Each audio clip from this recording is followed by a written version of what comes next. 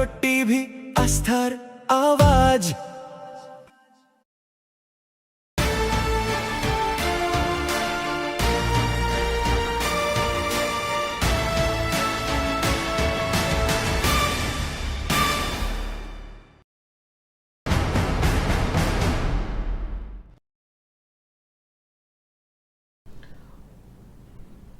নমস্কার। মুখোমুখি সত্যান্বেষী অনুষ্ঠানে আজ আমাদের মধ্যে যিনি উপস্থিত রয়েছেন তিনি আর কেউ নন, তিনি হচ্ছেন আমাদের জেলার ছেলে। আমাদের এই মাটির সঙ্গে যার সূত্র একসঙ্গে সম্পৃক্ত হয়ে রয়েছে, যার জন্মভূমি এই মাটি, এবং বর্তমানে যিনি গোটা বাংলা শুধু নয় গোটা দেশের ছাত্র সমাজকে একত্রে নিয়ে এক ছাতার নিচে নিয়ে কিন্তু আন্দোলন করছেন, তিনি হলেন বর্তমানে এবিভিপির মানে রাষ্ট্রীয় ওয়ার্কিং কমিটির সদস্য শুভব্রত অধিকারী। শুভব্রত, তোমাকে ভারত টিভি স্টুডিওতে অনেক অনেক স্বাগত, অভিনন্দন। আমাদের জেলার ছেলে এভাবে গোটা দেশ জুড়ে মানে দেশ কাঁপাচ্ছে ছাত্র আন্দোলনে, তার সঙ্গে বেশ কিছু জানা অজানা বিষয় নিয়ে কিন্তু আলোচনা করব। শুভব্রত, তোমার কাছে প্রথমেই আসি, সেটা হচ্ছে যে তোমার এই যে জার্নি একটু আমাদের দর্শকদের জানাবে। আমরা সবাই জানতে চাই যে কিভাবে তুমি মাত্র 25 বছর বয়সে একটা জাতীয় ক্ষেত্রে নেতা হয়ে উঠলে, এই জার্নিটা কি? আমার স্কুল জীবন থেকেই এবিভিপির সাথে সম্পর্ক। মোটামুটি স্কুল জীবনেই মনে হয় সংঘের শাখায় যাতায়াত ছিল, সেখান থেকে এবিভিপির সাথে সম্পর্ক, ধীরে ধীরে কাজ করতে করতে উঠে আসা। আর ছোটোর থেকেই পেপার পড়ার যে নেশা সেটা ছিল আর কি, খবরের কাগজ পড়া প্রতিদিন, এটা ছোটোর থেকে আমার অভ্যাসের মধ্যে ছিল। সেখান থেকেই রাজনীতির প্রতি একটা আগ্রহ আসে, রাজনীতির প্রতি অনুসন্ধিৎসু মন তৈরি হয়। সেখান থেকে ধীরে ধীরে ধীরে আসা, কাজ করা, আর স্কুল জীবন থেকে এবিভিপির সাথে সম্পর্ক হয়, ধীরে ধীরে ছাত্র আন্দোলনের সাথে সম্পৃক্ত হওয়া, আর তারপরে ধীরে ধীরে কাজের মাধ্যমে, আন্দোলনের মাধ্যমে উঠে আসা। অনেক ঘাত প্রতিঘাত সহ্য করতে হয়েছে এই সরকারের বিরুদ্ধে আন্দোলন করতে গিয়ে, বিভিন্ন সময় বিভিন্ন পরিস্থিতিতে। বিগত আমার 12-13 বছর যদি বলি, তো প্রতিটা সময় বিভিন্ন রকম বাধার মুখোমুখি হতে। এই রাজ্য সরকার যারা বিভিন্ন সময় বিভিন্নভাবে আন্দোলন করতে গিয়ে, লড়াই করতে গিয়ে, তো আমাদের এমন সময় ছিল যে আমরা ডাকলে 4 জন মানুষও আসতো না, ভয় পেত, পরিস্থিতি ছিল অন্যরকম। অনেক প্রতিকূলতার আমরা উত্থান পতন, চড়াই উত্থানের মধ্যে দিয়ে আজকে এবিভিপির কাজ। সেখানে আমি কেউ নই, আমরাই মুখ্য। তো সবাই মিলে কাজ করে আজকে পশ্চিমবঙ্গে পরিবর্তন এসছে। সেই পশ্চিমবঙ্গের পরিবর্তনে আমিও একজন সৈনিক হিসেবে কাজ করেছি মাত্র। তো তোমার একটু পারিবারিক ব্যাকগ্রাউন্ডটা যদি আমাদের জানাও, যে কিভাবে উঠে এলে, কি ছিল পরিবার কি তোমাকে সাপোর্ট করেছে কিনা? পরিবার বলতে বাবার সাপোর্ট ছিল, বাবা এখন নেই, পড়াতে হয়েছেন, বাবার সাপোর্ট ছিল। আর পারিবারিকভাবে আমার লড়াইও একদিকে যেরকম সরকারের বিরুদ্ধে লড়াই করতে হয়েছে, একদিকে আর্থিক অনটনের বিরুদ্ধেও লড়াই করতে হয়েছে। পড়াশুনো বাকি, একটা সময়ের পর নিজের খরচ নিজে চালানো, যেগুলো হয় একটা নিম্ন মধ্যবিত্ত পরিবারে, সেই সমস্তটাই আমাকে করতে হয়েছে আমার মধ্যে করে। এটা একটা জীবনে চ্যালেঞ্জিং জায়গা ছিল, লড়াই সেখানে করতে হয়েছে। আর পরিবারে তো 3 জন ছিলাম, বাবা মা আমি। স্বাভাবিকভাবেই একটা সময়ের পর স্বাধীনতা ছিল, লড়াই করেছি। আর সবচেয়ে বড় কথা, আমার জেদ আর স্পৃহা ছিল। আমার আজকের দিনে আমি যেটা ভাবি, যেটা আমি করব, সেটা আমি করার জন্য সম্পূর্ণ চেষ্টা করি। আর আমার পরিশ্রম করার একটা মানসিকতা ছোটোর থেকে ছিল। যে কোনো কাজে আমি বসে থাকা, বাকি মানে আমরা যেটা বলি অলসতা, সেটা আমার অপেক্ষাকৃত কম আমি চেষ্টা করি। এবং চ্যালেঞ্জ নেওয়াটা আমার নেশা, যে কোনো বিষয়, মানে শুধু এই নয়, কিছু জায়গাতে চ্যালেঞ্জ নেওয়া, এটাকে সাকসেস করা, এটা আমার নেশা আর কি। সময়ের সাথে সাথে এটা নেশাতে পরিণত হয়েছে। লড়াই তো ছোটোর থেকেই করতে হয়েছে, আর্থিক অনটনের সাথে আমি প্রথমেই বললাম। না, এই যে তুমি বললে যে প্রথমে স্কুল জীবন থেকেই তোমার এবিভিপির সঙ্গে সম্পৃক্ত হওয়া, তো আমরা যখন দেখেছি বেশ খানিকটা বছর আগে যদি যাই, তখন মনে করো বামপন্থী ছাত্র সংগঠন, এমনকি ডানপন্থী বলতে হয়তো ছাত্র CP, হ্যাঁ। সিপি যেটাকে বলা হয়, সিপি ছাত্র পরিষদ, সেই ক্ষেত্রে এবিভিপি কি এতটা আমাদের এই চত্বরটায় ছিল যে এবিভিপির নেতৃত্ব, তুমি না হলে কেমন করে ওদের সঙ্গে সম্পৃক্ত হলে? তো আমি সংঘের শাখায় যাওয়ার সুবাদে আমি এবিপির নাম জানতাম, এবিপি নামে একটা ছাত্র সংগঠন আছে। বাকি সৌভাগ্যক্রমে বা দুর্ভাগ্যক্রমে বা ঘটনাগুলোর ক্ষেত্রে আমার বাকি ছাত্র সংগঠনের অনেকের সাথেও পরিচয় ছিল যখন আমি স্কুল জীবনে পড়তাম। আমি এখানেই মোহনবাটি হাই স্কুলে পড়তাম। আমার স্কুলিং, আমার থাকা রায়গঞ্জ শহরেই। তো সেই সুবাদে আমি অনেককে চিনতাম, জানতাম। তো আমার ইচ্ছা ছিল, তো এবিপি করার ইচ্ছে ছিল। এখানেই রায়গঞ্জ শহরে মানে এটার কারণটা কি? তখন কি ছাত্র পরিষদ তখন বা এসএফআই এই ধরনের দলগুলো ভালো লাগতো না? না, এসে আমি যেহেতু সঙ্গে শাখায় যেতাম, আচ্ছা। সেই কারণে আমার এবিভিপি ভালো লাগতো। কিন্তু ঘটনাক্রমে এটা অস্বীকার কোনো জায়গা নেই। আমার বাবা একটা সময় জীবনের প্রথমার্ধে নকশালাইজ মুভমেন্টের সাথে ইনভলভ ছিলেন, এটা আমি শুনেছি বাবার মুখ থেকে। তো ছোট থেকে আমি শুনতাম। আমার সবার প্রতি, আর আমি যখন এই কাজ যুক্ত হয়েছি এবিভিপির সাথে, তখন গোটা ভারতে একটা জোয়ার চলছে, কারণ সবে পশ্চিম ভারতবর্ষে একটা বিপুল স্তরে রাজনৈতিক পরিবর্তন এসেছিল 2014-তে। ঠিক তারপর পরেই, তার আগের থেকে আমি সংঘের শাখায় যাতায়াত বাকি ছিল, তো এবিভিপির সাথে তারপরে সম্পর্ক হয়। আর স্কুল জীবন থেকেই আমি একটু আমার মধ্যে ওই যেটা বলে তথাকথিত ডানপিটে আর কি, সেটা ছিল। আমি এটা অস্বীকার করার জায়গা নেই, তো ডানপিটে ছিলাম। তো এবিভিপি করার ইচ্ছে হলো, তো তারপরে বিবির বিভিন্ন অ্যাক্টিভিজম, ওদের বিভিন্ন কার্যক্রমে এখানে যেতাম। রায়গঞ্জের সঙ্গের সঙ্গে কিভাবে জড়িত হলে? সঙ্গের সাথে একদম গ্রামে আমি যে মাস্টারমশাইয়ের কাছে পড়তাম টিউশনি, তিনি সঙ্গের শাখায় যেতেন। তো একদিন দুদিন যাওয়ার পর তো সেখানে তার মাধ্যমে আমি সঙ্গের শাখায় যাই। ওইখানে আমার গ্রামের বাড়ি যেখানে, এখানে হাসুয়া নামে এক জায়গায়, সেখানকার এক দাদা আছেন, তার মাধ্যমে তারপরে তার পরিচয় হয়। তারপরে সঙ্গের সাথে সম্পৃক্ততা বাড়ে, সেটা স্কুল জীবন থেকেই। তারপরে আমি যেখানে থাকতাম, তো তার পাশেই সারদা বিদ্যা মন্দির, রায়গঞ্জে সুদর্শনপুর এলাকা। তো এগুলো স্বাভাবিকভাবে ধীরে ধীরে পরিবেশ, মন এগুলো তৈরি করে। আর এবিভিপির সাথে সম্পর্ক, এখানেই রায়গঞ্জে এক দাদাভাই আছেন, বিমলদা, উনি এখন হেমতাবাদে একটি স্কুলের প্রধান আচার্য। তো তারও সংস্পর্শে এবিভিপিতে কাজে আসা আর কি। সেক্ষেত্রে তার একটা বড় কন্ট্রিবিউশন আমার এবিভিপিতে আসার পেছনে আছে। আচ্ছা সুব্রত, মানে আমরাও দেখছি যতটা, যে একটা সময় এবিভিপি নিয়ে এত মাতামাতি হয়তো হইচই হয়তো ছিল না। তুমি যবে থেকে দায়িত্ব নিলে, প্রদেশের নেতৃত্ব হিসেবে তুমি দায়িত্ব নিলে, তারপর থেকে বলা যায় তোমার সঙ্গে গুটি কয়েক ছাত্র নিয়ে, মাত্র হাতে গোনা কয়েকজনকে নিয়ে তুমি কিন্তু আন্দোলন চালিয়েছো। তাহলে এই যে উত্থানটা, সেটা কি তোমার হাত ধরেই হলো এবিভিপির, এটা কি বলা যায়? না, এবিভিপিতে এরকম হয় না। এগুলো অ্যাকচুয়ালি কংগ্রেসি কালচারে সব হয়। এবিভিপিতে ব্যক্তি মুখ্য নয়, ব্যক্তি গৌণ। কিন্তু আগে তো কাউকে দেখা যায় নেতা হিসেবে তোমাকে উঠে আসতে দেখা গেল।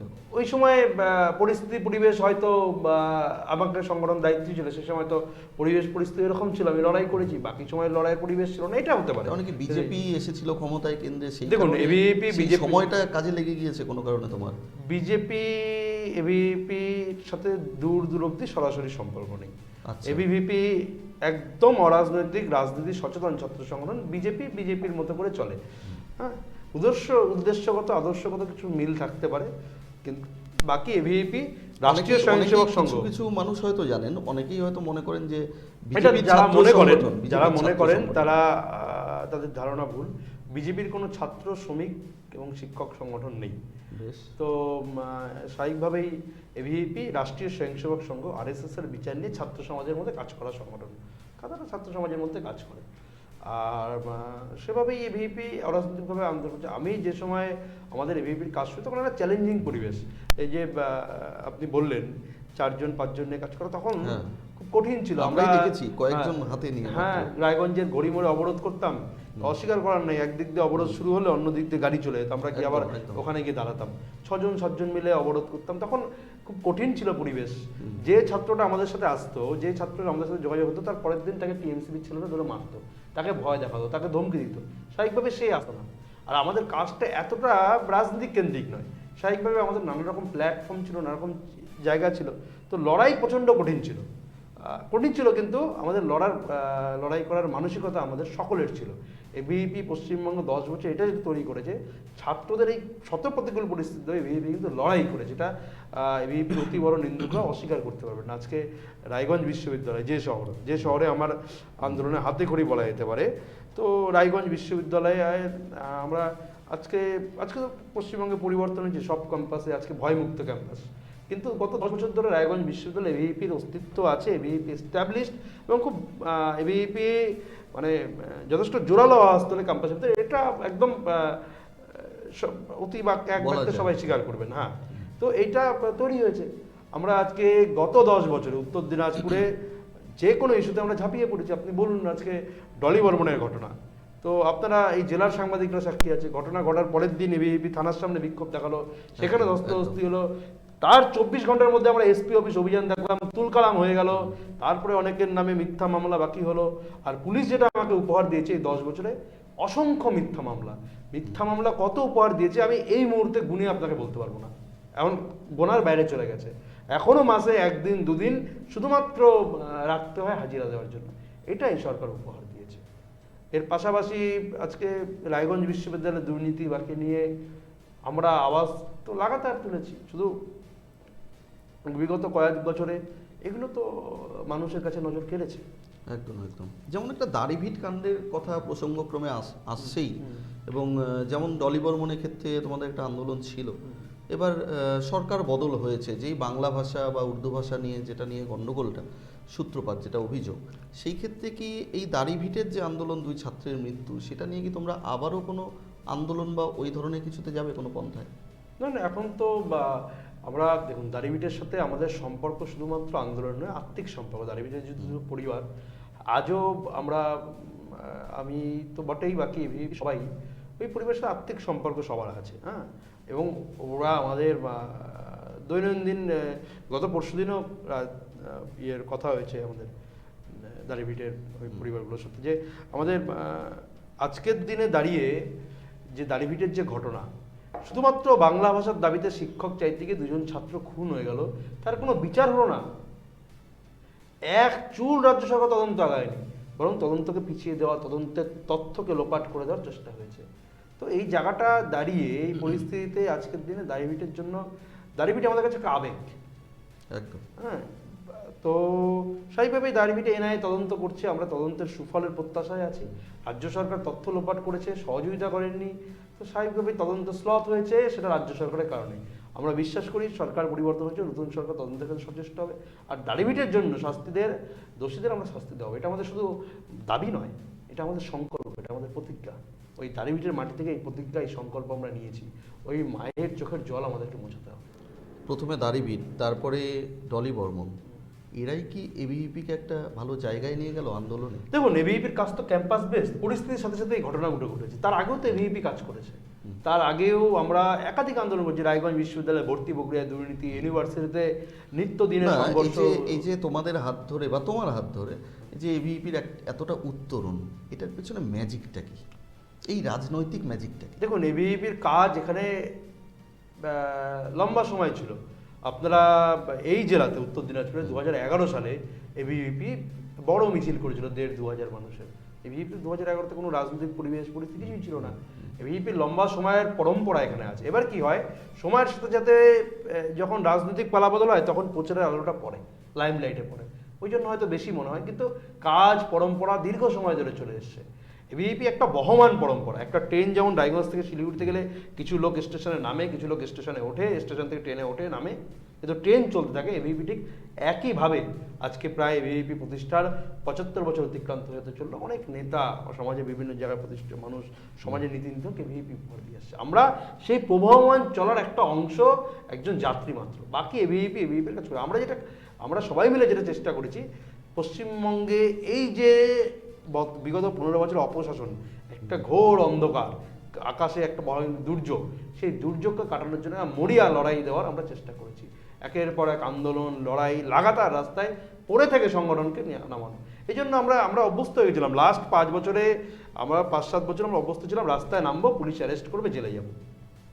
জেলে যাওয়া আমাদের কাছে নতুন কিছু ছিল না। আমাদের পরিবারের লোকরাও শুনতে কোথায় গেছে পুলিশ গ্রেপ্তার করেছে, জানতো যে এটা হওয়ার আছে। মানে কি হয়, পরিবারে গ্রেপ্তার হলে লোকজন আতঙ্কিত হয়, আর অভ্যস্ত হয়ে গেছিল যে এই পরিস্থিতি তৈরি করেছিল রাজ্যের তৃণমূল কংগ্রেস।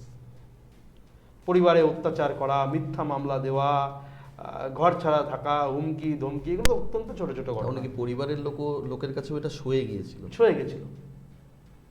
পরিবারের লোক আজকে প্রথম তারা কি বলে? একদিন দুদিন কান্না করতো যখন দেখতে এরকম টিভি বাকি তো গ্রেপ্তার বাকি।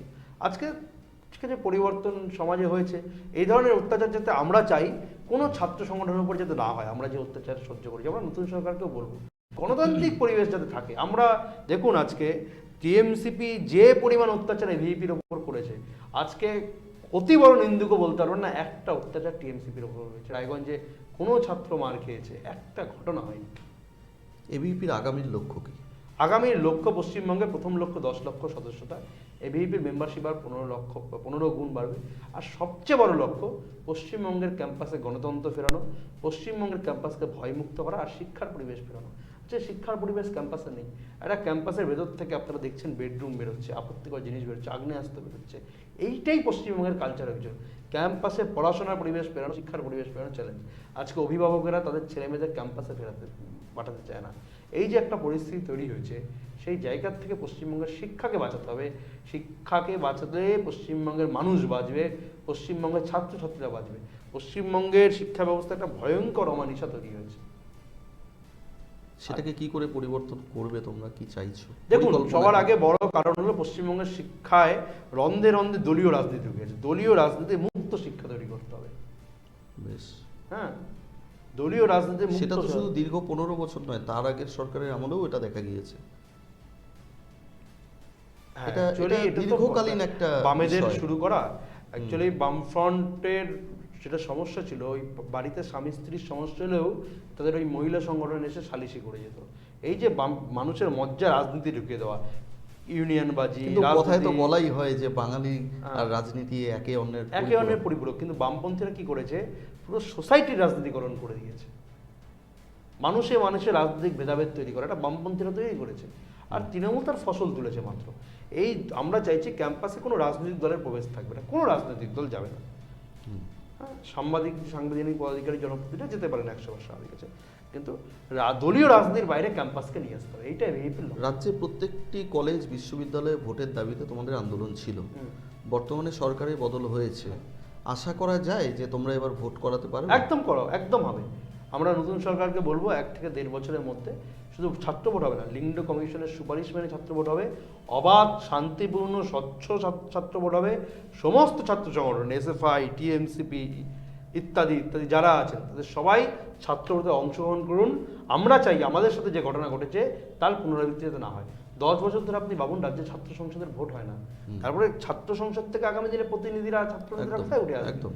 সমস্ত প্রক্রিয়াটাকে বন্ধ করে দিয়ে একটা অচলাবস্থা, অচলায়তন তৈরি করার চেষ্টা করেছিলেন এই সরকারের পূর্বতন সরকার। তো এই পরিবর্তন হবে, লিঙ্গ কমিশনের সুপারিশ মেনে স্বচ্ছ অবাধ শান্তিপূর্ণ ছাত্র ভোট হবে, এবং এই দাবি আমরা সরকারকে জানাচ্ছি। যেমনটা অভিযোগ ছিল বিশেষ করে রায়গঞ্জ বিশ্ববিদ্যালয়ের ক্ষেত্রেও তোমরা বলেছ, এবং বিভিন্ন বিশ্ববিদ্যালয়ে, যে অধ্যাপকরা ঠিকঠাক ক্লাস করছেন না, কেউ হয়তো অন্যরকম কোনো না কোনো দুর্নীতির সঙ্গে জড়িত, যেটা নিয়ে ক্যাগ রিপোর্ট নিয়ে তদন্ত চেয়েছো তোমরা। সেগুলো কি এবারে তদন্ত হবে? সেগুলো কি খোলস সেরে বেরিয়ে আসবে? মানে রায়গঞ্জ শহরে যেটা বলতে হয়, সবচেয়ে দুর্ভাগ্যের যেটা রায়গঞ্জের ক্ষেত্রে, রায়গঞ্জ বিশ্ববিদ্যালয় দেশের একমাত্র বিশ্ববিদ্যালয়, যদি আমি খুব ভুল না হই, যারা ন্যাকের বিচারে গ্রুপ ডি পেয়েছে। এই লজ্জা লুকোনোর জায়গা কোথাও নেই, এরকম আর কোনো বিশ্ববিদ্যালয় নেই। আর অনিল ভুইমালি, পূর্বতন উপাচার্য, তিনি যা দুর্নীতি করেছেন সেটা দুর্নীতি নয়, সেটা প্রাতিষ্ঠানিক দুর্নীতি। সমস্ত বিশ্ববিদ্যালয়ের সমস্ত জায়গায় বড় বড় দুর্নীতির গর্ত উনি করে রেখেছেন, যেখানে হাত দেবেন দুর্নীতি বেরোবে। তো এর একটা আমূল পরিবর্তন, আমূল সংস্কার চাই। আর আমরা তো কোনো রাজনৈতিক দলের ছাত্র সংগঠন নয়, আমাদের কোথাও কোনো আওয়াজ তো শুনে। যেখানেই ছাত্র ক্ষুণ্ণ হবে, যেখানেই দুর্নীতি হবে, যেখানেই অন্যায় হবে, এবিভিপি আওয়াজ তুলবে। আপনারা জানেন সেন্ট্রালে তো এনটি এর বিরুদ্ধে এবিভিপি বলছে, নিট কেলেঙ্কারি হওয়ার পর কেন্দ্রীয় সরকারের অধীনে তো এনটি, সেই এনটিএর বিরুদ্ধে বলছে তো এনটিএকে বাতিল করতে হবে। স্বাভাবিক আছে, ছাত্র স্বার্থ সবার আগে, দলীয় রাজনীতি নয়। বর্তমানে যেটা দেখা যাচ্ছে বিগত বেশ কয়েক বছর ধরে, যে কর্মসংস্থান একটা বড় ইস্যু আমাদের রাজ্যের ক্ষেত্রে, এমনকি আমাদের দেশের ক্ষেত্রে, তাদের নিয়ে তোমাদের কোনো চিন্তা ভাবনা? প্রচুর ছাত্রছাত্রীরা তারা বেরোচ্ছে। দেখুন, কর্মসংস্থানের যেটা বড় কারণ, সরকারি পশ্চিমবঙ্গে- চাকরি বিশেষত পশ্চিমবঙ্গে যেটা সমস্যা, সরকারি চাকরি তো 15 বছরে হয়নি, যারা হয়েছে তাদেরকে টাকা ফেরত দিতে হয়েছে, চাকরি বাতিল হয়েছে, আজকে কোথাও রিক্রুটমেন্ট নেই। আর যেটা পশ্চিমবঙ্গের সমস্যা, পশ্চিমবঙ্গে যেটা হয়েছে, শুধু সরকারি চাকরি তো আছেই, তার পাশাপাশি কোনো কলকারখানা, শিল্প কিচ্ছু আসেনি। যেখানে শিল্প সব মানে চপ ভাজা আর কাশফুলের বালিশ বানানো শিল্পতে পরিণত হয়ে গেছিল, যেখানে মুখ্যমন্ত্রী এগুলো বলতেন, সেখানে শিল্পপতিরা কী করে ইনভেস্ট করবেন? তৃণমূলের সময় এত তোলাবাজি হয়েছে, শিল্পপতিরা স্বাভাবিকভাবেই ইনভেস্ট করতে ভয় পেতেন, বিনিয়োগ করতে ভয় পেতেন। সরকারি চাকরি তো রাজ্য সরকার নেয়নি, কারণ নিলে বেতন দিতে হবে, বেতন দেওয়ার ক্ষমতা ছিল না সরকারের। কিভাবে থাকবে? আজকে মাথায় 8 লক্ষ কোটি টাকা উপর ঋণ। হ্যাঁ, ভাতা দিতে কোনো অসুবিধা নেই, কিন্তু ভাতার সাথে ছেলের কর্মসংস্থানটা দরকার, এটা রাজ্য সরকারকে বুঝতে হতো, সেটা রাজ্য সরকার করেনি। এই কর্মসংস্থান দাবিতেই লড়াই। আজকে আপনি দেখুন, রায়গঞ্জ থেকে যে ট্রেনটা দিল্লি যায়, সেই ট্রেনটাতে জেনারেল কামরা বা স্লিপার কামরা কীভাবে ভরে ভরে আজকে আমাদের ঘরের ছেলেমেয়েরা দিল্লি যাচ্ছে। দিল্লি, হরিয়ানা, গুজরাট, ব্যাঙ্গালোর, সব একের পর এক রাজ্যে। হ্যাঁ, পড়াশোনা করতে নয়, শ্রমিক হিসাবে যাচ্ছে। লোক বলছে দাদা দিদির রাজ্যে ভোট দিয়ে দিদির রাজ্যে ভোট দিয়ে দাদার রাজ্যে খাটতে যাচ্ছে। এটা প্রচলিত প্রবাদ হয়ে গেছিল। আজকে সকালে কেরালার এক ভদ্রলোক আমাকে ফোন করে বললেন যে বাংলায় শ্রমিক সুলভে পাওয়া যায়, শ্রমিক যোগাযোগ করছিলেন যে শ্রমিক পাওয়া যাবে কিনা। এই জায়গায় বাংলার পরিস্থিতি এসে দাঁড়িয়েছে। সেগুলো নিয়ে তোমাদের লড়াই থাকবে কিছু নতুন? একদম, আমরা কর্মসংস্থানের কথা বলছি, এবং কর্মসংস্থানের জন্য সুনির্দিষ্ট রোড ম্যাপ দরকার। শুধুমাত্র আওয়াজ আলাপ আলোচনা নয়, সুনির্দিষ্ট রোড ম্যাপ করে এই সরকারকে পাল্টাতে হবে। এবারে আরেকটা বিষয়ে আসি, সেটা হচ্ছে যে এই যে কর্মসংস্থান বা এই ধরনের নানা কিছু ইস্যু সবটা মিলিয়ে দেখা যাচ্ছে কেন্দ্রের বিরুদ্ধেও যুব সমাজের একটা ক্ষোভ রয়েছে, কেন্দ্রের সরকারের বিরুদ্ধেও। এমনকি তোমরাও বলছো যে কেন্দ্রের বিভিন্ন কিছু ইস্যুর ক্ষেত্রে এবিপিও নিরপেক্ষভাবে লড়াই করছে। এবারে দেখা যাচ্ছে খুব চর্চিত বিষয়, সেটা ককরোচ জনতা পার্টি। কি নজরে দেখছো তুমি ওদের আন্দোলনটাকে? দেখুন, গণতন্ত্রে যে কোনো মানুষের, যে কোনো মতাদর্শের মানুষের আন্দোলন করার অধিকার আছে, তারা আন্দোলন করেছেন। আন্দোলনের কত লোক হয়েছে সেটাও দেখেছো, সবাই দেখেছে, গোটা দেশের লোক। এই দেখুন, ককরোচ জনতা পার্টি এগুলো একটা দিকভ্রান্ত চিন্তা ভাবনা। এই ধরনের আন্দোলন করে ওই ডিপ স্টেটের থিওরিতে প্রভাবিত হয়ে কিছু সম্ভব নয়। এটা বড় কোনো উদ্দেশ্য পেছনে থাকতে পারে কি আছে, বড় কোনো উদ্দেশ্য পেছনে কারা মদত দিচ্ছে কি দিচ্ছে, এগুলো কেন্দ্রীয় গোয়েন্দা সংস্থা বাকিরা হয়তো খতিয়ে দেখবে। আজকে একটা অংশ তো চেষ্টা করছে, বাংলাদেশে যেভাবে ডিপ স্টেটের থিওরি কাজে লেগেছে, যেভাবে অন্য জায়গায় কাজে লেগেছে, হ্যাঁ, যেখানে জেনজিকে বিশৃঙ্খল করার চেষ্টা করেছে, কিন্তু এখানকার জেনজি রাষ্ট্রবাদের সাথে আছে, দেশের সাথে আছে, প্রমাণ হয়েছে। আজকে দেশে যত বড় ইউনিভার্সিটি দেখুন, যদি জেনজি সরকারের বিরুদ্ধে হয় বা বর্তমান পরিস্থিতির বিরুদ্ধে, Delhi university, Hyderabad university, Punjab university, Assam university, Kashmir থেকে কন্যাকুমারী, যত ইউনিভার্সিটি ইলেকশন হয় এপিজিতে আসে। এবং যারা আন্দোলন করছে তারা কারা? তারা বামপন্থীরা নিজেদের ইকোসিস্টেম, এগুলো হলো ন্যারেটিভ সম্পূর্ণ। এই যে বামপন্থী ইকোসিস্টেম নিজেদের পতাকায় যখন হচ্ছে না কাজ, তখন অন্য পতাকা, অন্য ন্যারেটিভ তৈরি করে একটা অস্থির অবস্থা তৈরি করার চেষ্টা করছে। কেন্দ্র কোনোভাবে চাপে পড়ছে? ককরোচ জনতা পার্টিতে ককরোচরাই চাপে পড়েনি, মানুষ কি চাপে পড়বে? ছাত্র সমাজ তারা কি সাপোর্ট করবে? ককরোচ জনতা পার্টি পশ্চিমবঙ্গে, ভারতের বুকে শুধু আলোচনার বিষয়। দেখুন, ভারতের রাজনীতিতে বিশৃঙ্খল করে, ভাঙচুর করে, সরকার ফেলে দেব, এই ধরনের আন্দোলন করে পশ্চিমবঙ্গে ভারতে পরিবর্তন হয়। ভারতে পরিবর্তন করতে হলে নির্বাচনী ব্যবস্থায় নির্বাচন লড়ে, রাজনৈতিক লড়াই লড়ে জিতে আসতে হবে। সেটা ককরোচ জনতা পার্টি করুক না, ওয়েলকাম, রাজনীতির ময়দানে আসুন, ককরোচ চিহ্ন নিয়ে লড়ুক। ভোট তো ককরোচরা দেবে না, ভোট তো মানুষ দেবে। একদমই তাই। তো যাই হোক, তোমার বেশ কিছু অন্য প্রসঙ্গে আমরা আলোচনা করলাম, আবারও ফিরছি একটু ব্যক্তিগত জীবনে। সেটা হচ্ছে যে তোমার এই রাজনৈতিক জীবনের ক্ষেত্রে অনুপ্রেরণাকে কার? বাবা মা তাদের পরে বলছি। আমার অনুপ্রেরণা সেভাবে যদি আমি বলি, অনুপ্রেরণা আমি একদম একজনকে আমি একদম আইডিয়াল বলি, আইডিয়াল ভাবি, এরকম আমি এখনো সেভাবে আমি ঠিক করিনি কোনোদিন, এভাবে ভাবিনি। কারণ কি খুব অল্প সময়ে আমরা দেখা গেছে সেই বাংলার মাটি খুব অল্প বয়সের নেতা দিয়েছেন, নেতাজি দিয়েছেন, খুব অল্প বয়সের স্বামী বিবেকানন্দ দিয়েছেন। হ্যাঁ, সেই অল্প বিবেকানন্দ বয়সে নেতৃত্ব দেওয়ার মতো মানুষ কিন্তু এরকম অনেকেই রয়েছেন। প্রিয়রঞ্জন দাসমুন্সী রয়েছেন, বলতে গেলে আরও অনেকে হয়তো মাঝে রয়েছেন। তার পরবর্তীতে তোমার নামটাই উঠে আসছে এই রায়গঞ্জ বা উত্তরবঙ্গের রাজনীতির ক্ষেত্রে। আমি স্বামীজি বই প্রচুর পড়ি, স্বামীজি নেতাজির বই প্রচুর পড়ি, এবং আমি অস্বীকার করার কোনো জায়গা নেই, আমি বিরোধী রাজনৈতিক মানসিকতার যাদের তাদেরও বই পড়ি। মমতা বন্দ্যোপাধ্যায়ের লেখা হাব্বা ডাব্বা চাপ্পা ওইসব তো থাকবে, খুব কিন্তু তার interesting। পাশাপাশি হ্যাঁ। আমি মমতা বন্দ্যোপাধ্যায়ের কিছু বই আমি পড়েছি, এটা অস্বীকার করার কোনো জায়গা তার নেই। মধ্যে ভালো লাগার কিছু আছে? ভালো লাগা থাকুক না থাকুক, আমি পড়েছি। আমি যখন রাস্তাতে এসইসি এর ওই চটি বই বিক্রি করে, যেগুলো 2 টাকা 4 টাকার বইগুলো বিক্রি করে, আমি তাদের বইও কিনে নিয়েছি। আচ্ছা, আমার মনে করে আমি পড়া, এখন আমার জীবনের ইচ্ছা আছে আমি ইসলামিক হিস্ট্রি নিয়ে এমএ করবো। আমরা আচ্ছা। ইসলামের বিভিন্ন বিষয় নিয়ে বলি, কিন্তু না জানলে কি করে এমএ করবো? আমি একটা মাদ্রাসায় গিয়েছিলাম, আমি দেখলাম সেখানে আরবি ভাষার বই আছে, ফার্সি ভাষার বই আছে। আমার ইচ্ছে হলো আমি আরবি শিখবো, আমি আরবি ভাষার বই নিয়ে এসেছিলাম। আমার এখনো মনে আছে, আমার কাছে আছে, আমার বাড়িতে এখনো আরবি ভাষার বই আছে। তো আমি বিরোধী রাজনৈতিক মতাদর্শের বই পড়ি, আমার মনে হয় আমার জানাটা উচিত। আর আদর্শ বলতে গেলে স্বামী বিবেকানন্দকে আমি অ্যাজ এ ম্যান, আমি স্বামী বিবেকানন্দ প্রচণ্ড পছন্দ করি, স্বামী বিবেকানন্দের বই পড়ি, স্বামী বিবেকানন্দের চেতনায় আমি উদ্বুদ্ধ। আর নেতাজির তেজ, নেতাজির যে লড়াই, জিত, জেদ, অবশ্যই নেতাজি জেদ আমাকে মনে করে। এবং নেতাজির চেয়েও আমি আরও একজন ক্যারেক্টার, যেটা চরিত্র, বর্ণময় চরিত্র, হ্যাঁ, বর্ণময় চরিত্র, রহস্যময় চরিত্র, যার জীবন এখনো কখনো আলোচনা হয়, কখনো অন্ধকারে থাকে, সে গুমনামি বাবা। গুমনামি বাবার প্রচুর ভিডিও আমি দেখি।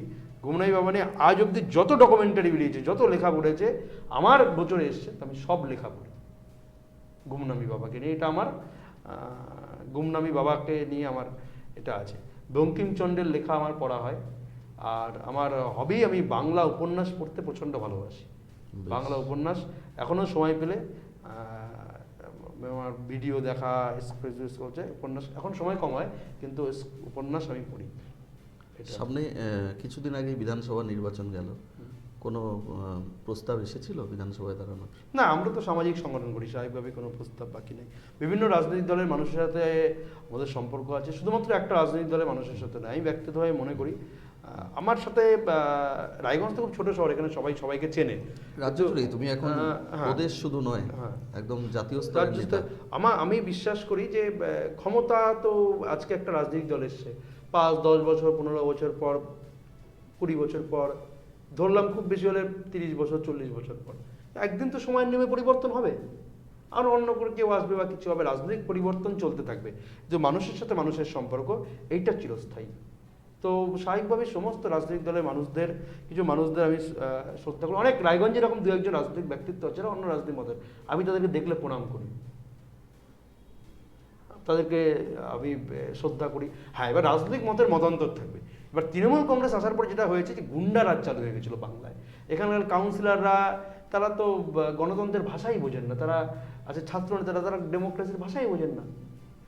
তো স্বাভাবিকভাবে মানুষের অত্যাচার করা, কানে চুল, কানে দুল, লাল চুল কানে দুল, তাদের সাথে তো আর কথা বলার জায়গা, সেই পরিসরটাই থাকে না একদম। কিন্তু আজকে আমি আপনাদের তারপরেও বলতে পারি যে দেখুন, আজকে টিএমসিপি যে অত্যাচার আমাদের ওপর করেছে, যে আক্রমণ, যে হুমকি আমাদের ওপর দিয়েছে, তারা দেখলে কোনোদিন কথা বলেনি যারা ক্ষমতায় ছিল। 15 বছর কোনো টিএমসিপির নেতা আমাদের সাথে কথা বলতো না। এখন তারা রাতে কল করে, দিনে কল করে, একে দিয়ে ফোন করায়, দেখা করতে চায়, ভয়ে থাকে। আমরা চাইলে, আমরা যদি মানুষকে খালি বলতাম যে তাদের উপর আঘাত করা দেবেন, তাও অনেক কিছু হতো। তো একটা ঘটনা রায়গঞ্জের বুকে হয়নি, কোনো কলেজ ক্যাম্পাসে টিএমসিপির কেউ মার খেয়েছে। আমরা উল্টে বলেছি, আমাদের কেউ যদি কোনো রকম ঘটনা ঘটায়, তাকে তার বিরুদ্ধে ব্যবস্থা, আইনি ব্যবস্থা, তাকে জেলে যেতে হবে। এইটা আমরা দেখিয়েছি। এই জন্য আমরা মনে করি এই পরিবর্তনটা আমরা পশ্চিমবঙ্গে করতে পেরেছি। আমরা বলছি, যে রাজনৈতিক দল আগামী জিতে আসুক, পশ্চিমবঙ্গের রাজনৈতিক হিংসা আমরা হতে দেবো না। এইটা শুধু আমাদের সংকল্প নয়, পশ্চিমবঙ্গের মানুষের সংকল্প হচ্ছে। পড়াশোনার জন্য, উন্নতির জন্য তোমরা কি কি পদক্ষেপ বা কিছু নেওয়ার চিন্তা ভাবনা করেছো, বা কিছু ডিমান্ড, যেমন প্রাথমিক বিদ্যালয় থেকে শুরু করে একদম উচ্চতর বিদ্যালয় বা মাধ্যমিক বা পরবর্তী? দেখুন, কারণ কি বারবারই বলা হয়েছে, এর আগে একাধিকবার বলা হয়েছে যে প্রাথমিক স্তরে পড়াশোনার মানটা একেবারে নষ্ট হয়ে গেছে, এটা একাধিক ক্ষেত্রে তোমাদের তরফে অভিযোগ ছিল, এমনকি অনেক অভিভাবকের ক্ষেত্রেও সেটা তাদের গলাতেও শোনা গেছে। আর সে কারণেই বেসরকারি স্কুলের দিকে ঝুঁকছিলেন অভিভাবকরা, পুনরায় সরকারি স্কুলে ফেরানোর জন্য। বড় কারণ হলো রাজ্য সরকার বিগত 15 বছরে কোনো সরকারি শিক্ষা ব্যবস্থার ক্ষেত্রে কোনো উল্লেখযোগ্য পদক্ষেপ নেয়নি। স্কুলে যে চক ডাস্টার কেনার একটা পয়সা দিতে হয়, ন্যূনতম কম্পোজিট গ্রান্ট, সেই পয়সাটুকু রাজ্য সরকার অর্ধেক করে দিয়ে চক ডাস্টার কিনতে পারছে না শিক্ষকরা। এটা 15 বছরের পরিস্থিতি ছিল। মিড ডে মিলের টাকা কেন্দ্র সরকার বাড়ায়, সেই টাকা সম্পূর্ণভাবে রাজ্য সরকার দেয় না। শিক্ষকদের ডিএ নেই, আজকে অধিকাংশ স্কুলে শিক্ষক নেই।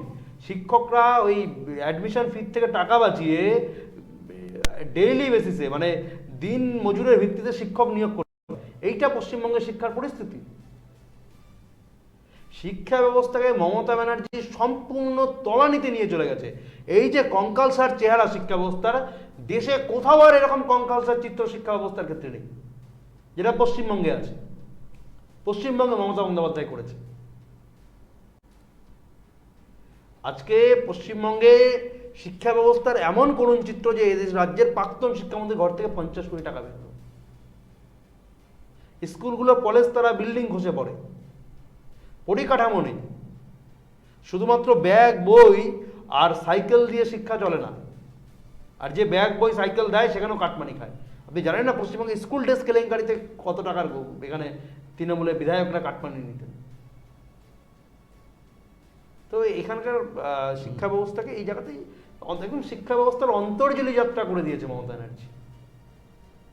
সেইখান থেকে ফিরে আসা এরা দুরূহ লড়াই লড়তে হবে এবং সবাইকে লড়তে হবে। ছাত্র, শিক্ষক, শিক্ষাকর্মী সকলকে মিলে পশ্চিমবঙ্গের শিক্ষা বাঁচাতে হবে, না হলে বেসরকারীকরণ বাড়বে। এটা একটা সমাজের রোগ।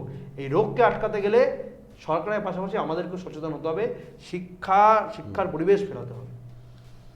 এবারে একটু অন্য ধরনের প্রশ্নে আসি, প্রায় শেষের দিকে। সেটা হচ্ছে প্রথমে রায়গঞ্জ বা একটা জেলা স্তরের রাজনীতি, তার পরবর্তীতে প্রদেশ, উত্তরবঙ্গ, পরবর্তীতে রাজ্য, এখন জাতীয় স্তরের রাজনীতি।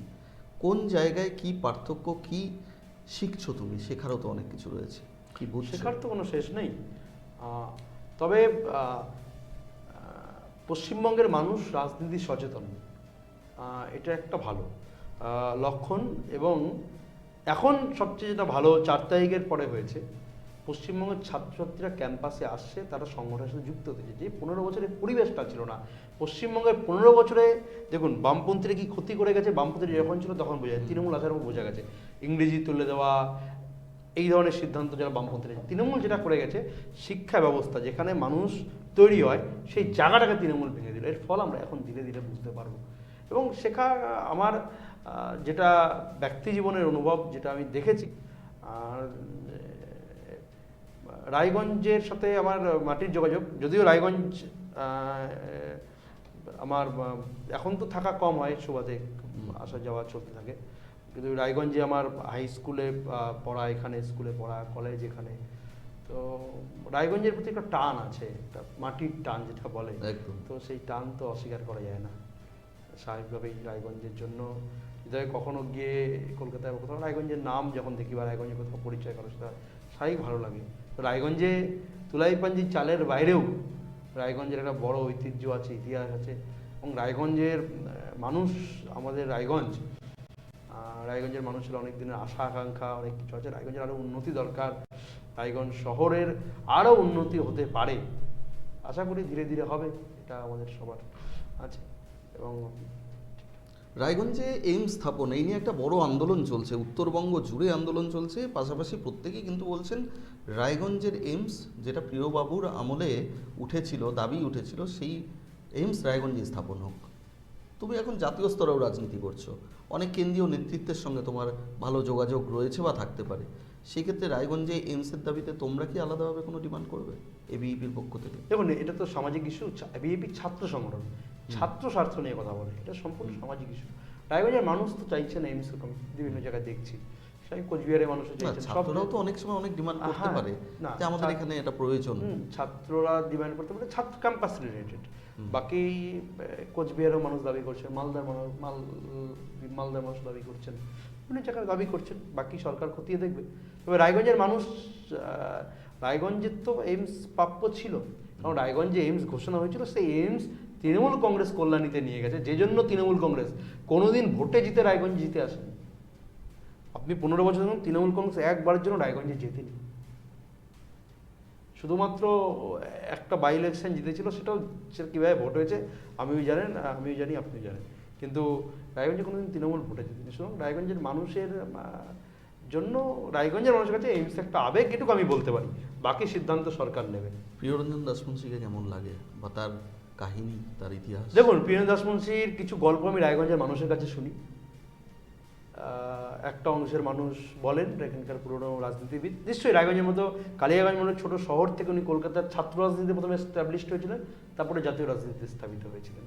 তো স্বাভাবিকভাবেই কোথাও কি নিজের সঙ্গে অনেকটা মিল না, পাওয়া যায়? আমি পাওয়া নিজেকে যায়? সেই জায়গায় মনে করি না। প্রিয়রঞ্জন দাসমুন্সি তো প্রিয়রঞ্জন দাসমুন্সি, যদিও আমাদের বিরোধী বিচারধারা ছিলেন, একটা অংশের কিছু ওনাকে নিয়ে আমাদের তিক্ত অভিজ্ঞতাও আছে, এটা ক্যামেরার সামনে, যদিও উনি স্বর্গীয়, এখন আলোচনা করার নেই।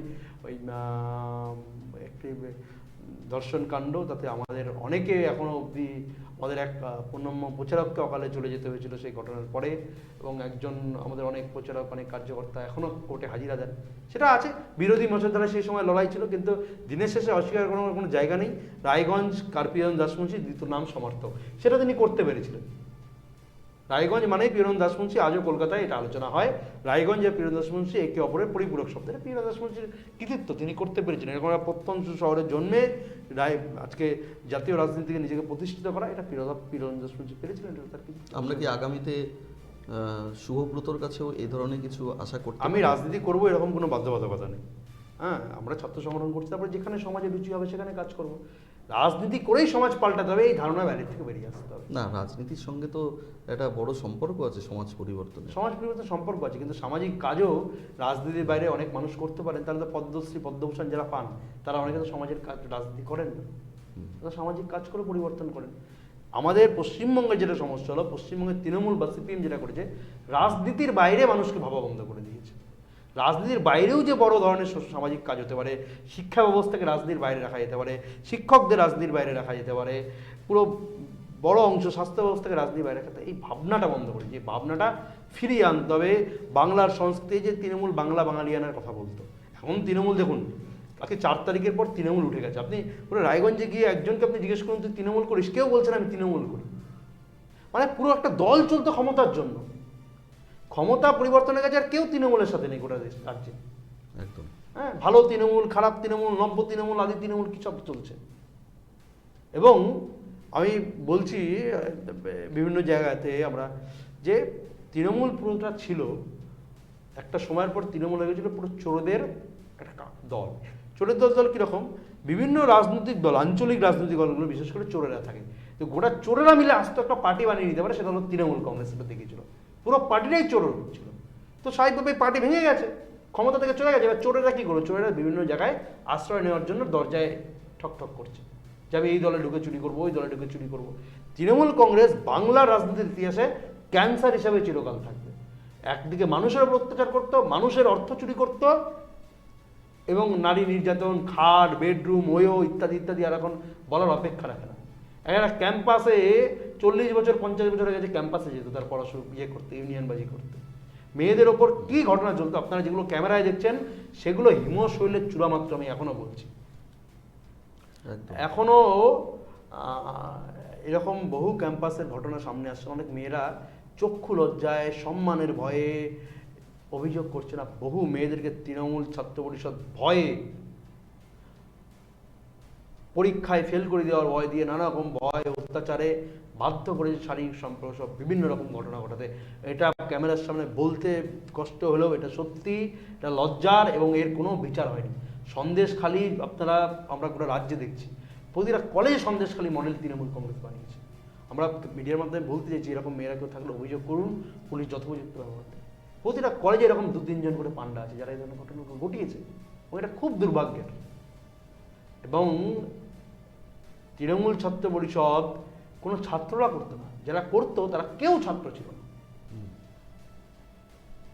তারা প্রত্যেকে প্রতিষ্ঠিত সমাজ বিরোধী কুখ্যাত। যেমন কলকাতায় একজন ঘটনা আপনারা দেখেছেন, কান কাটা দেবু, তার বয়স প্রায় 60-60-এর ওপরে, তার ছেলে, বাবার পর ছেলে, তারপরে এরকম বংশ পরম্পরায় কলেজ চালাতো। বলে ইংল্যান্ডের রানী যেমন না মরে গেলে পরিবর্তন হয় না, কলেজের ছাত্ররা টিএমসিবির এরকম ছিল। টিএমসিবি জিএস, সে মরে না গেলে তার পরিবর্তন হবে না। ওই কলেজে পড়াশোনা করবে, 10 বছর রাজনীতি করবে, তারপরে ওই কলেজে স্টাফ হবে, তারপরে তার ছেলেকে ঢোকাবে, সে পড়াশোনা করবে। এই যে পরম্পরা, এই পরম্পরা ভাঙতে হবে। একদম।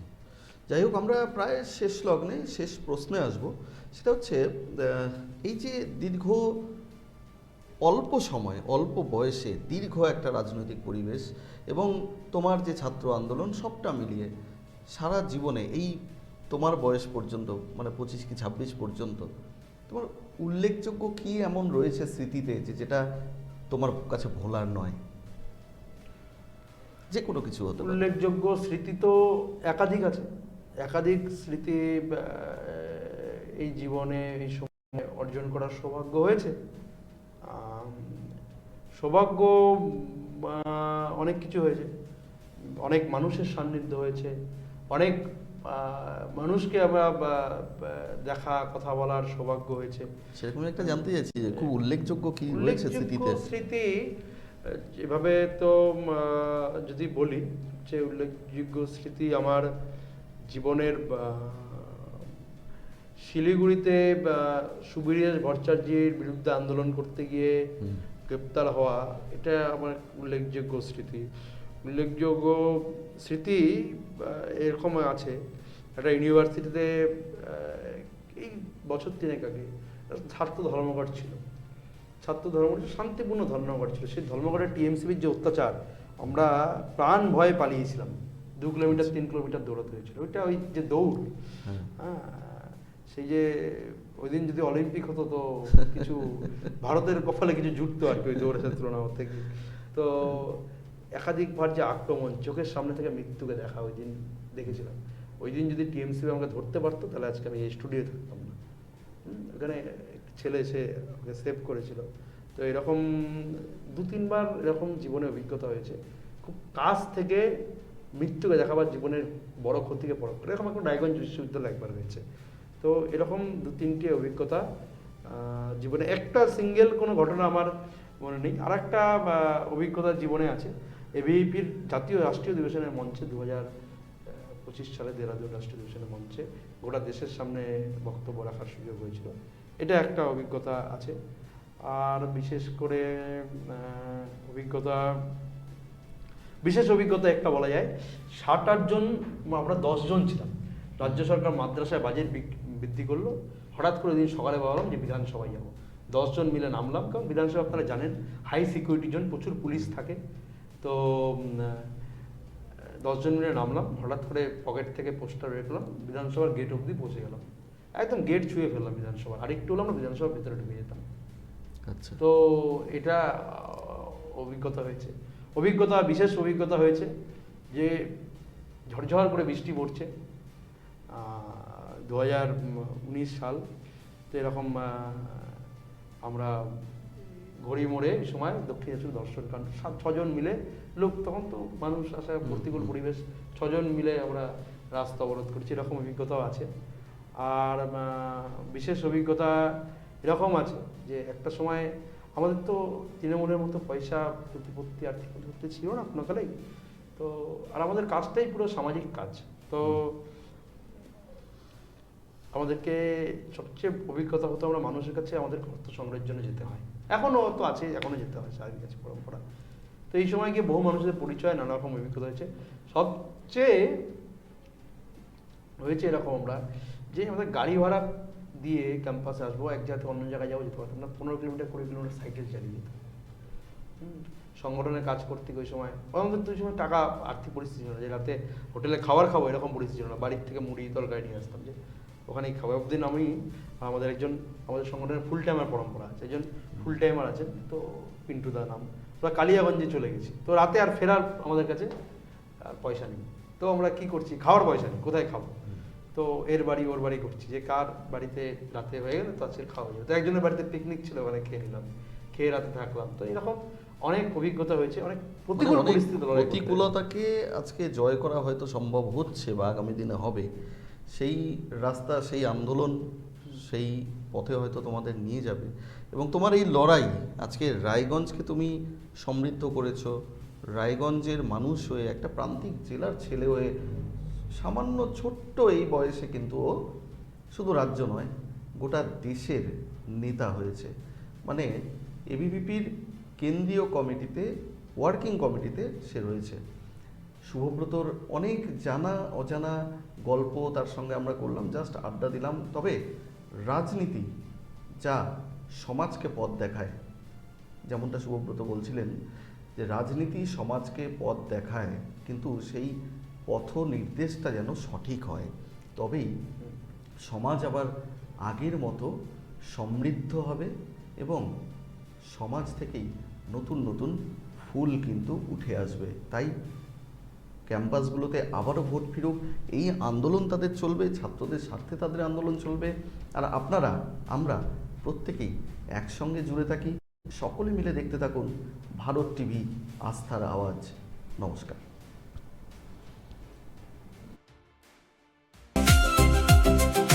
ভারত টিভি, আস্থার আওয়াজ।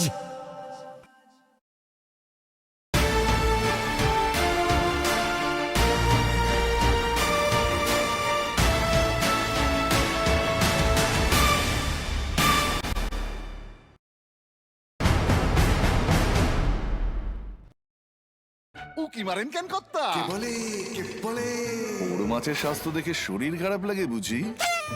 কে বলে আরে মাছেরা বলছে, এবার থেকে আপনার মাছেদেরও দিন কল্যাণীস প্রিমিয়াম ফ্লোটিং ফিশ ফিড।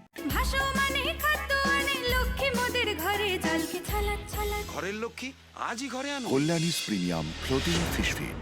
ভাসমান খাদ্য। চোখের সমস্যা বাড়ার আগেই আজই আসুন জীবন রেখা হসপিটাল, আপনার পরিবারের নতুন ভরসা।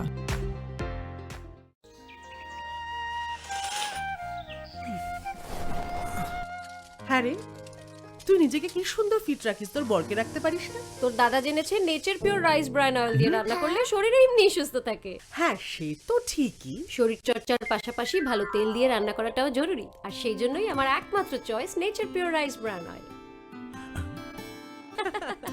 শরীর সুস্থ রাখার জন্য আমার পছন্দের সেরা cooking oil nature pure rice bran oil, সম্পর্কে স্বাদ এনে দেয়।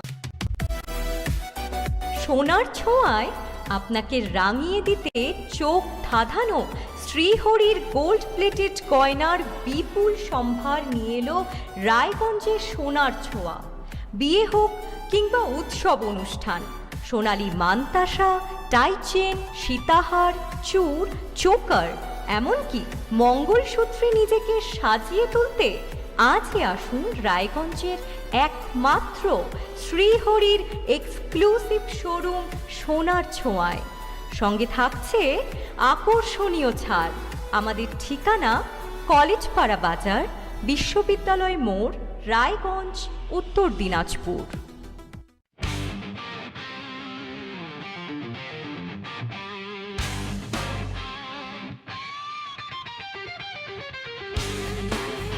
কম বাজেটে ইলেকট্রিক বাইক খুঁজছেন, তাও আবার স্মার্ট বাইক? তাহলে আর দেরি কেন?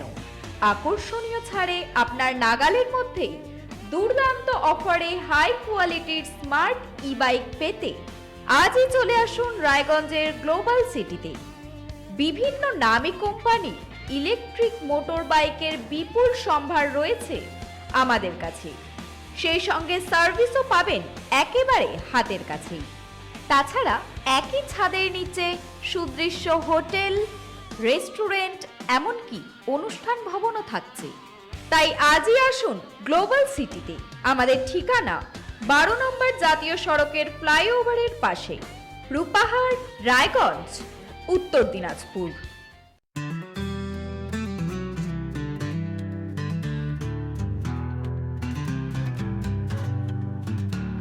গ্রসারি থেকে কসমেটিক্স,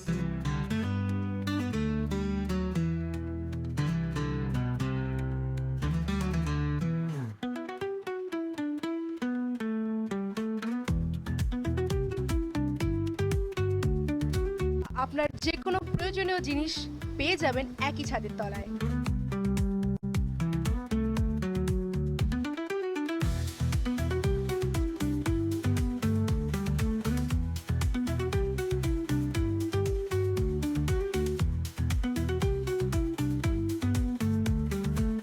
আমাদের ঠিকানা এলআইসি মোড়, রায়গঞ্জ, উত্তর দিনাজপুর।